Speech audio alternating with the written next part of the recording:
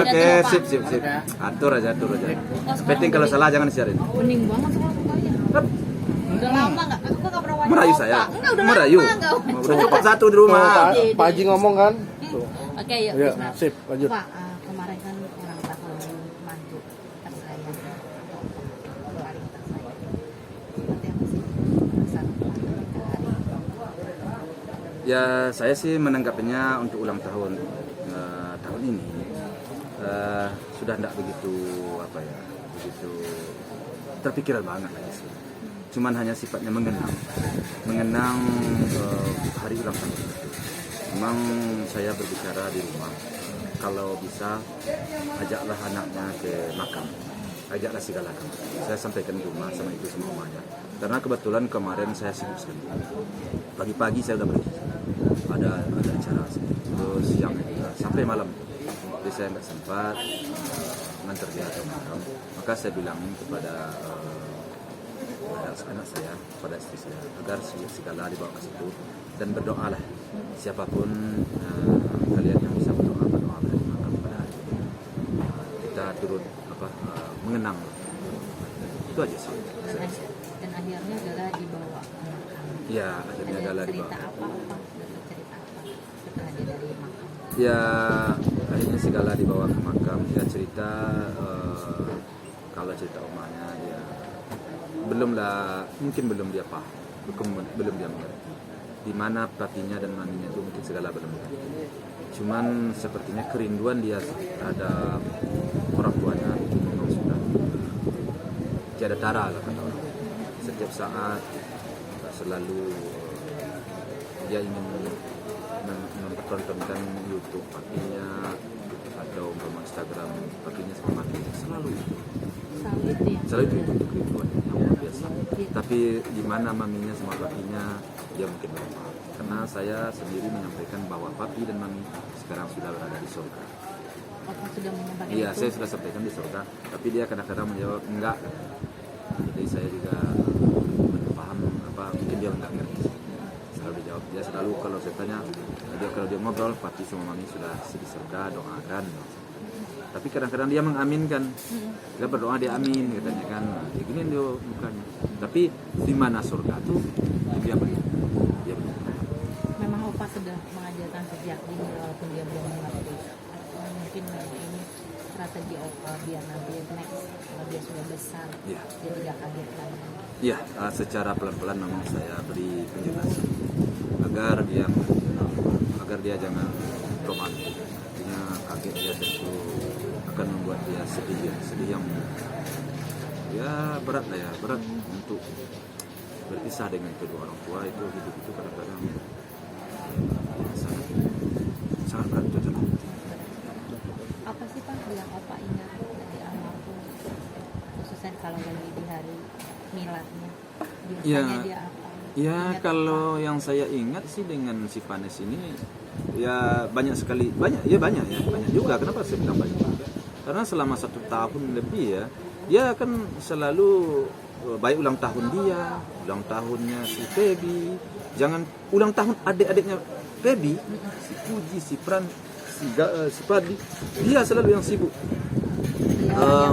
Dia yang sibuk, padahal adik-adiknya yang ulang tahun kan dia yang sibuk untuk menyiapkan, dia yang sibuk untuk mengadakan acara, dia yang sibuk mengajak makan lah, mengajak apa aja. Jadi kalau kita ingat si Panes ini banyak sekali kenangan kita.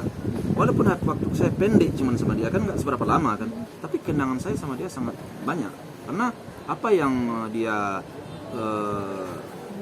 lakukan, apa yang menjadi kegiatan bagi dia bersama suaminya almarhum Febri dan bersama adik-adiknya atau anak saya, itu semuanya inspirasi bagi saya. Kehangatan dia selalu hangat, dia selalu heboh lah sebenarnya. Hebohnya itu ramai jadinya kan. Jadi saya hal itu membuat anak saya terpacu untuk melakukan sesuatu yang bersifatnya positif. Oma sendiri ketika hari milad datang biasanya Oma menyiapkan apa sih, khususnya masakan karena almarhum suka banget dengan masakan. Kalau untuk milad kemarin nggak ada lagi kami siap. Kami tidak ada apa-apa karena beberapa hari sebelum itu kami bincang-bincang.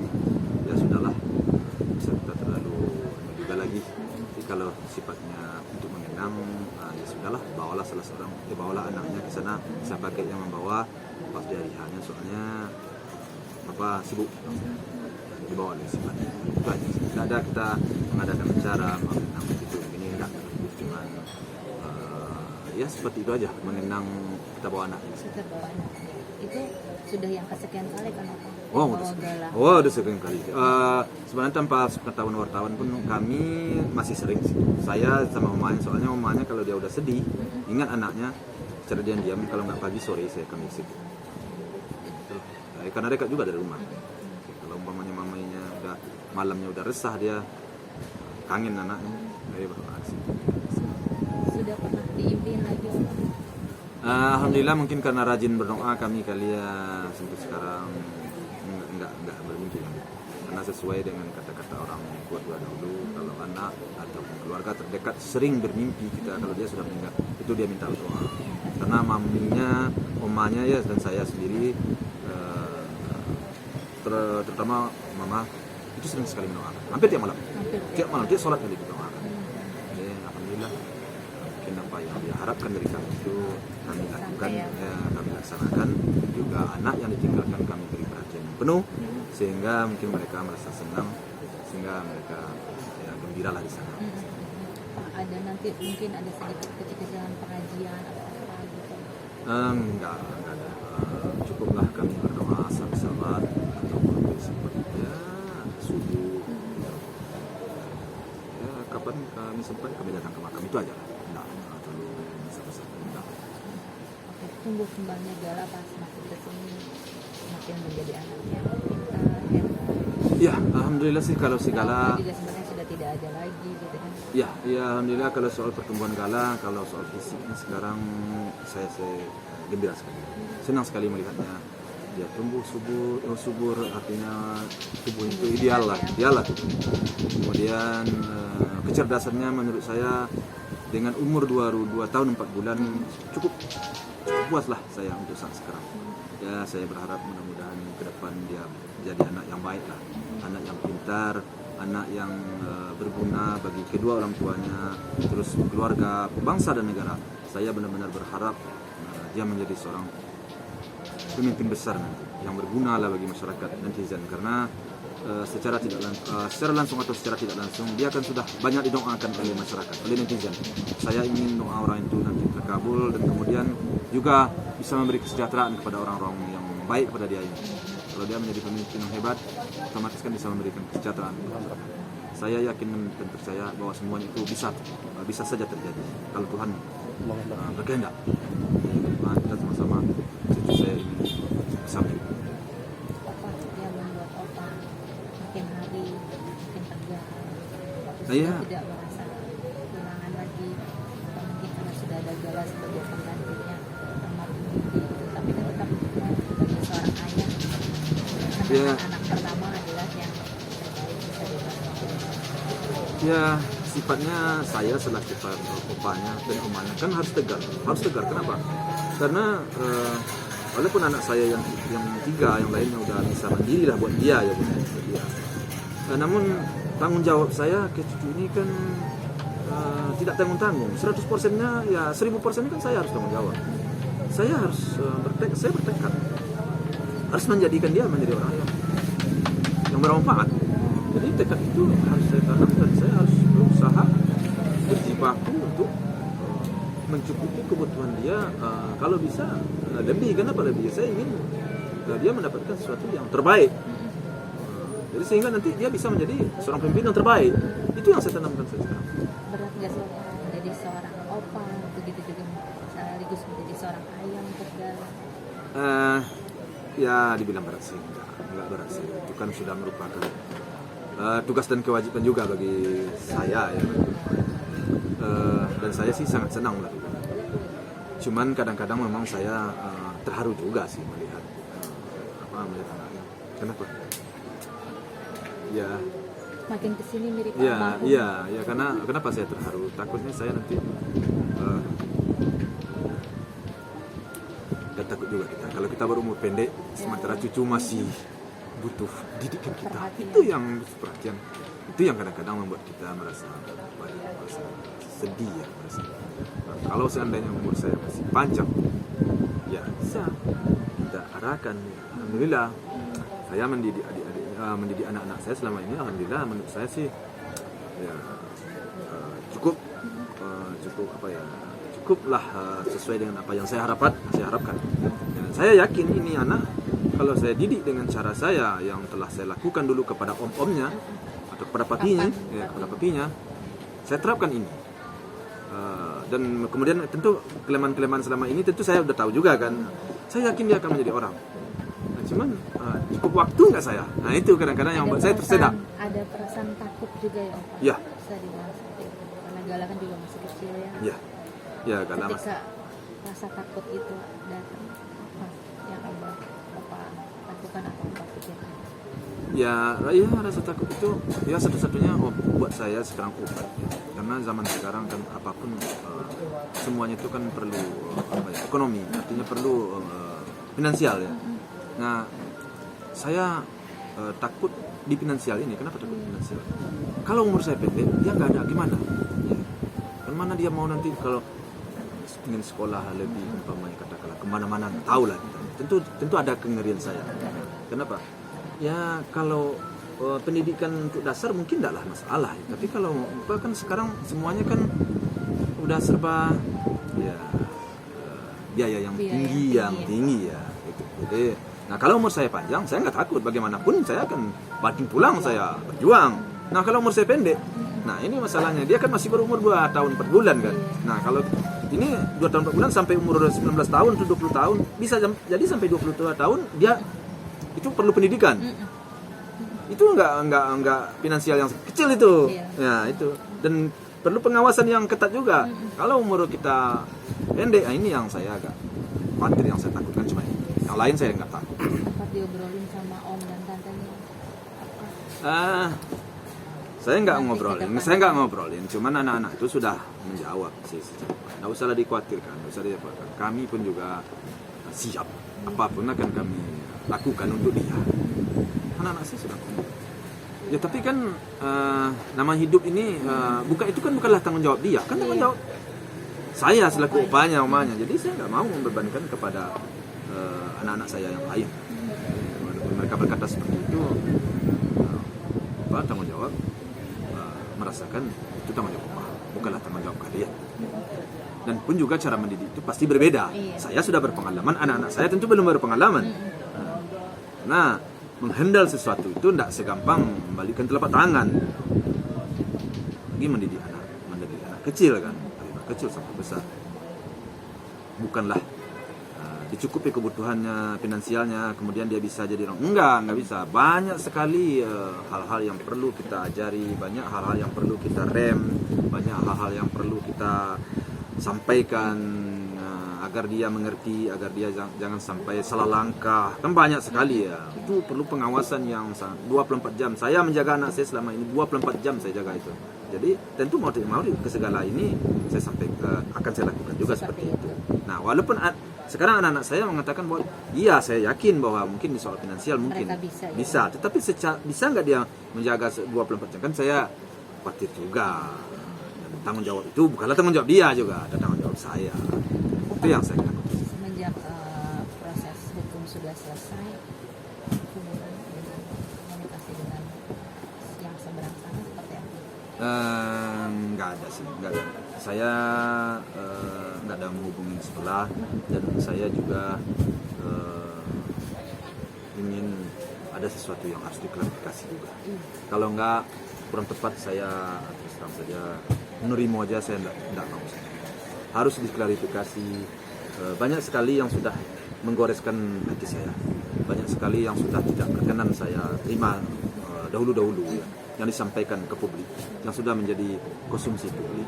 Menurut saya hal-hal itu kurang tepat, dan itu akan melukakan akan berbekas di cucu saya, dan juga kadang-kadang sudah membuat bekas di anak-anak saya. Di saya dan di omanya udah pasti berbekas, dan saya ingin itu diklarifikasi dulu. Di mana dapat cerita begini, di mana dapat cerita, kok sampai ceritanya begini, saya ingin diklarifikasi. Kalau tidak ada klarifikasi, saya sendiri memang sudah tidak ingin. Sudahlah, seperti ini aja lah. anak saya semampu saya akan didik segala ini. Nah, kalau nanti kala ini udah besar mau cari kakeknya satu lagi, Silakan. itu silakan, terserah dia. Saya tidak akan pernah melarang. Opa tidak akan pernah melarang. Tidak akan pernah. Karena Opa tahu dia juga Iya, sebelah iya hati. dia suka yang sebelah juga. Artinya cucunya. Kenapa yang membuat Opa itu seperti ini? Maksudnya tadi seperti Opa bilang kan banyak hati yang terkurang, hati yang Iya. bijaksana, tidak demi apapun. Ya tentu mungkin ya kita nggak bisa juga mengomentari ya. Mungkin bagi dia apa ya ya gimana ya, saya juga bingung. Kurang tepat juga lah saya komentari ya bagaimana dia sampai mengucapkan seperti itu, berkata seperti itu, kan kita nggak tahu alasannya. Jadi kurang tepat saya komentari. Itu mungkin dia menyampaikan secara spontan atau bagaimana. Seharusnya saya selama ini sesuatu saya sampaikan harus saya berpikir panjang saya di sini. Kalau mempunyai berisiko kepada anak cucu saya nggak mau saya menyampaikan. Berisiko kepada besan saya juga saya nggak mau menyampaikan. Kecuali saya harus membalas sesuatu. Jadi saya selalu menjaga. Di alam lah pihak lain terhadap saya juga tidak mengerti. Nah, mudah-mudahan bertambah waktu, bertambah usia. tahun, tambah usia, sesuatu itu bisa diklarifikasi dan terjadi dengan baik, itu aja sih. Jadi kalau seandainya tidak, ya sudahlah segala jalan nanti akan mencari. Berarti ini yang terbaik yang Opa rasakan. Ya. Seperti ini saja dulu. Iya, soalnya sekarang semuanya kan berjalan dengan normal, berjalan dengan baik, tidak ada masalah dan tidak ada persoalan yang buruk. Artinya segala sekarang apapun saya lakukan, berapapun biayanya sekarang tidak ada saya merasa terbebani karena ini merupakan kewajiban dan saya senang melakukannya. Saya asik melakukannya. Malah saya semakin enjoy dan semakin gembira dengan adanya sekarang segala di rumah. Nah, cuman yang saya takutkan seperti itu tadi. Kalau umur saya pendek, itu aja saya takutkan. Opa yang selalu Nah, pikirkan itu. iya itu yang. Pak, kalau berarti Opa sudah punya kesiapan ketika nanti gala besar, Opa sudah siap akan memberitahu yang sebelah ini siapa, Iya. ini siapa. Tapi nanti akhir terserah negara yang akan memilih. Ya, sebenarnya hal itu nggak perlulah terlalu disampaikan. Dia akan mengerti sendiri. Itu nggak perlu terlalu dewasa. Mungkin mulai sekolah atau kapan ya kita sampaikan supaya dia mengerti, supaya dia paham. Kita tidak akan pernah menyampaikan hal-hal yang kurang tepat. Nah, tentu dia sendiri lah yang akan mencari dia. Kalau dia berbicara yang tidak tepat, tentu kita kasih pengertian. Saya nggak mau juga dia membenci sebelah pihak. Saya nggak mau. Mungkin nanti suatu saat kalau dia berbicara hal-hal yang atau menilai sesuatu yang tidak tepat, selagi saya ditunjuk, saya akan memberi pengertian, pemahaman kepada dia agar dia paham. Oke, Pak, banyak banget nih sekarang kayak kemarin soal yang dijodoh-jodohkan sama putrinya Sule, Putri Jalina. Terus Puji juga komentar, nggak apa-apa dijodoh-jodohin sama netizen, itu kan Torik tetap sama saya. Komentar Opa seperti apa? Kalau bagi saya sih tidaklah saya terlalu merisaukan hal. Kenapa saya bilang saya tidak terlalu merisau? Karena bagi saya soal perjodohan ini itu di tangan yang kuasa. Jodoh, rezeki, pertemuan maut, tidak ada yang bisa menentukan selain daripada Tuhan. Jadi bagi saya kalau memang si Torik berjodoh dengan si Puji, ya tentu hanya kita akan menunggu saatnya, waktunya. Tetapi kalau seandainya mereka tidak berjodoh, ya kita mau bicara apa? Itulah ketentuan Tuhan. Kita tidak mempunyai kekuatan untuk itu. Nah, namun sekarang si Torik berpacaran dengan anak saya, artinya niatnya sama baik, kan baik, tujuan baik, niat baik. Ya kita terimalah dengan baik. Saya selaku keluarga, selaku orang tua tentu akan menerima dan menanggapi secara positif.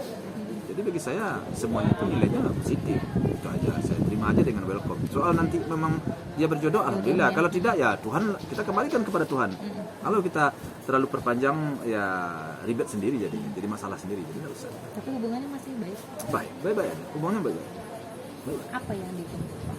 Apa mungkin karena Puji anak terakhir dan perempuan satu-satunya, jadi Opa lebih kakak-kakaknya duluan deh yang kalau dulu kan Mentas gitu. ya kalau dulu kan saya menunggu kuliah dulu ya. Kuliah selesai dulu. Ternyata kuliah mungkin tidak bisa diselesaikan karena kesibukan, karena sibuk. Oke. Kemudian saya bilang, tunggulah umur kamu dewasa sedikit. Nah, ya oke. Nah, Dewasanya berapa, Pak? ya mungkin 22 kan begitu kita Oke. ya kan. Nah, ya di dalam perjalanan itu saya sudah sampaikan, kemudian saya sudah sampaikan, kalau memang kalian berjodoh, kalau kalian memang sudah sekarang juga, ya bagi Opa, kalau memang tujuan kalian baik, niat kalian baik, kalian sudah siap, ya saya selaku Opa sudah buka pintu. Jadi sekarang Opa dan Oma tidak lagi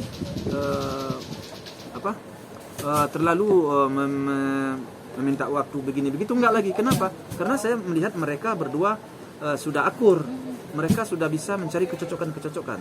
Nah, menurut Opa sendiri, mereka berdua sudah banyak kesamaan, sudah bisa menyelesaikan permasalahannya. Nah, kalau begitu ya, kalau memang mau sesegera mungkin, ya bagi Opa sama Oma sekarang sudah terbuka pintu. Restu lah. Lah restu, terserah mereka. Terserah. Tapi kalau mereka tidak ngomong, ya Opa tidak akan pernah. Kalian nikah? Enggak. Karena itu jangan sampai dia berindikasi bahwa Opa, kenapa Opa nikahkan dia cepat? Jangan nanti beranggapan untuk melepaskan tanggung jawab Opa, tidak. Opa sampai kapanpun dia nikah semakin lama bagi Bapak bagus sebenarnya. Karena lebih matang, lebih dewasa kan. Nah, jadi kita pulangkan kepada dia. Karena apa? Nggak ingin juga mereka buru-buru kemudian yang terjadi tidak baik belakang. Belum berapa lama berumah tangga udah bisa kan, risikonya itu yang tidak. Tapi dari pihak lakinya Opa sudah ada omongan belum sih? Ya, Maksudnya justru yang meminta Opa dulu ya, gitu justru kan? karena itu, karena ya seperti yang sampai, justru karena itu, karena nggak ada, Belum ada, makanya saya ya seperti ini aja. Walaupun Opa dan Oma sudah merestui Ya sudah berarti sudah. Berarti Kalau hanya memang tinggal kalian menunggu ya? tinggal menunggu, kalau kalian memang sudah sangat cocok, ya sudah tidak ada masalah, sudah bisa menyesuaikan diri, sudah dewasa rasanya, ya sudah, monggo. Kalau dulu awal-awal memang apa larang, terus terang aja memang, sekarang udah enggak. Pulangkan kepada mereka berdua. Kalau mereka oke, biarpun kakak-kakaknya belum nikah, no problem aja lah, bisa sekarang. Udah siap, karena saya lihat kalau sudah bertahan hubungan selama hampir 11 tahun ya, bagi saya sih mereka sudah naik turun itu. Dalam masa kita berpacaran itu nggak ada yang pasti ada naik turun. Di situ pun kita sudah membaca karakter masing-masing. Saya rasa si Tori udah baca karakter Puji udah bisa baca karakter Tori. Jadi namun mereka tetap sekarang akur, baik. Nah, menurut Bapak, menurut saya selaku bapaknya, Bapak mungkin mereka sudah pantaslah disatukan. Itu aja sih, sudah pantaslah disatukan. Kalau mereka memang berkehendak mau cepat, ya monggo. Tapi kalau belum, ya nggak ada masalah. Kita pulang. Oke, Pak, satu lagi nih, Adli dengan siapa pacarnya? Dengan Rebecca. Kan kemarin ada muncul foto-foto Iya, gitu kan, terus iya. komentar netizen, gimana sih ini anaknya Iya, Pak Aji iya, gitu kan, iya. komentar Opa gimana? Iya sih, saya sih sebenarnya jauh-jauh hari sudah banyak sebenarnya menyampaikan hal-hal, artinya batasan-batasan. Ya namun itulah kelemahan, kelalaian daripada anak-anak kadang-kadang. Ya namanya kita manusia nampaknya tidak luput daripada kesalahan. Saya selalu bilang. Namun demikian saya sudah sampaikan.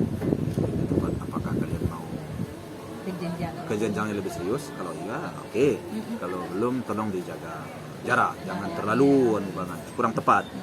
Bagi Papa tidak tepat. Ini bukanlah cara Papa. Terus Papa ya sementara seperti itu aja. Mereka tidak menjawab. Bagaimana perkembangannya? Ya kita lihat aja. Fadli sendiri komentar apa sih Pak? Karena kan ini anak muda ya, jiwa muda gitu kan, kadang-kadang suka kebablasan. Ya itu saya takutnya kebablasan. Tapi namanya si Fadli, anak saya kan bagi dia, karena ya kan pergaulannya kan banyak juga. Ya kadang teman juga banyak lah seperti itu kok, Fadli aja kan gitu. Ya bukan Fadli aja pada saat itu di situ ya. Ya banyak lah, ya bukan Fadli aja di situ. Banyak teman-teman kan segala macam. Banyak fotografer juga di situ. Segala macam dia. Ya Papa tetap menjawab, ya pokoknya kurang aja. Itu aja sih. Tidak ada saya panjang-panjang lebar saya. Nah, tapi untuk jenjang serius ya mungkin betul. Kalau Opa sendiri sama Oma melihat sosok Rebecca sendiri? Anaknya baik dan anaknya cukup bisa menyesuaikan diri. Dia termasuk menyesuaikan diri kami, dan saudara-saudara si Pardi kan, dengan si Pran, dengan si Puji, dia bisa ya akur dengan kami juga akur, dan sering ke rumah, sering ceramah juga di rumah, suaminya dengan Gala. Artinya dia anak yang baik, anak yang bisa menyesuaikan diri, dan anak yang menurut saya tahulah untuk menempatkan diri. Jadi saya cukup baik. Nah, Opa karena sudah tahu sosok PBK jadi agak menuntut ke Fadli nggak sih? Kalau misalnya memang serius ya serius gitu atau gimana? Intinya bagi saya sih menuntut kedua-duanya aja. Kalau saya sih menuntut kedua-duanya. Ya, tolong kalian begini gitu aja. Mudah-mudahan mereka ya bisa belajar dan bisa semakin dewasa. Dan pastilah akan berubah. Mudah-mudahan mereka semakin baik. Sebab Papa yakin mereka tidak akan merusak namanya menurut Papa. Namun demikian kita dengan Tuhan semuanya. Oke, terima kasih Opa. Dua dari saya Pak Haji.